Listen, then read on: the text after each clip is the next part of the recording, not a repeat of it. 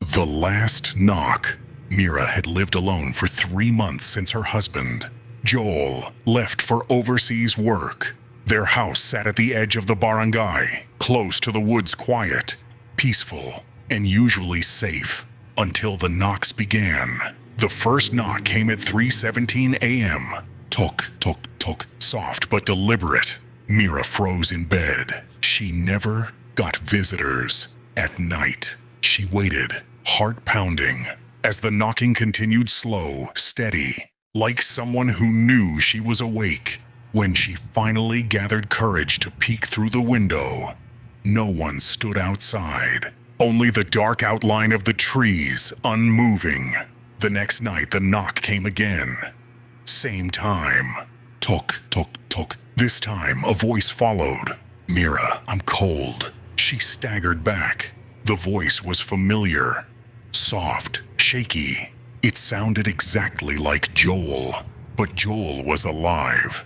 They had just video called 2 days ago. She didn't open the door. On the third night, she placed a chair against the doorknob, clutching a kitchen knife. But at 3:17 a.m., the knocks came louder. Talk, talk, talk. Mira opened the door. "I came home." Tears filled her eyes. It was Joel's voice. Same tone, same gentle way he said her name. But something was wrong. He sounded hollow. She shouted, "If you're really Joel, what's our code word?" Silence. Then, a long, scraping sound slid across the door. "You don't need that," it whispered. "I am Joel, open." The voice grew deeper, distorted, like two voices layered together. Mira stepped back, trembling. Suddenly, the knocking stopped. Everything went silent.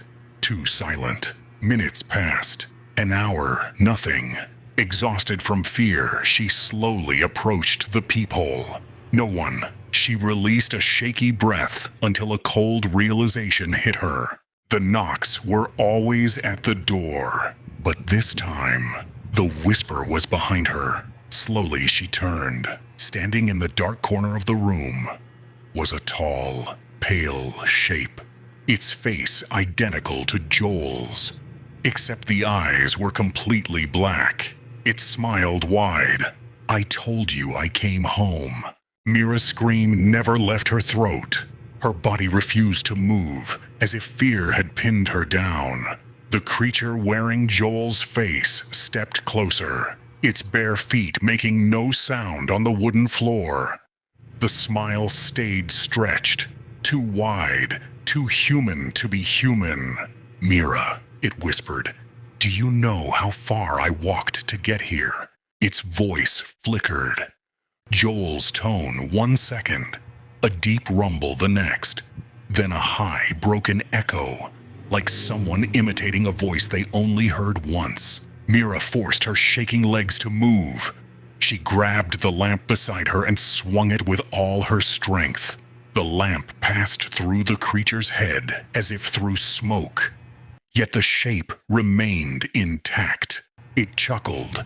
"You can't hurt me," it said, "but I can hurt you."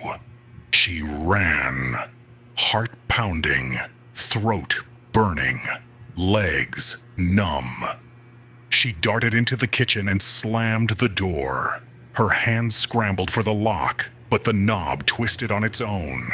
Slowly, like invisible hands were turning it from the other side, she threw her weight against the door.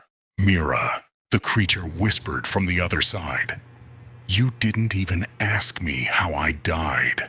Her breath hitched. Joel wasn't dead. He couldn't be. She screamed back, "Stop saying his name." But the voice spoke again, calmer this time. "He died 3 days ago, lost in the sea. His boat cracked. The waves took him. He called your name before he sank." Then the whisper grew dark, and I found what remained. The door suddenly stopped moving. Silence. Too sudden, too complete. Then talk, talk, talk. At the kitchen window, Mira turned. Joel's face stared at her from the window, soaked, pale, hair dripping as if he had climbed out of the ocean itself. But the eyes were wrong. Black, endless, empty. "Mira, let me in." She stumbled back, knocking over a bucket, her breath sharp. The figure outside pressed its face to the glass, the skin stretching thin, almost tearing, like the face wasn't meant to fit the skull underneath. Behind her, she heard the front door creak open. 2 voices, 2 footsteps, one from the window, one from the hallway, both whispering her name, overlapping, echoing. "Mira, Mira." She backed into the corner as the window latch slowly lifted on its own. Cold air filled the kitchen. "We came home," the voices said in unison. The lights flickered, then went out,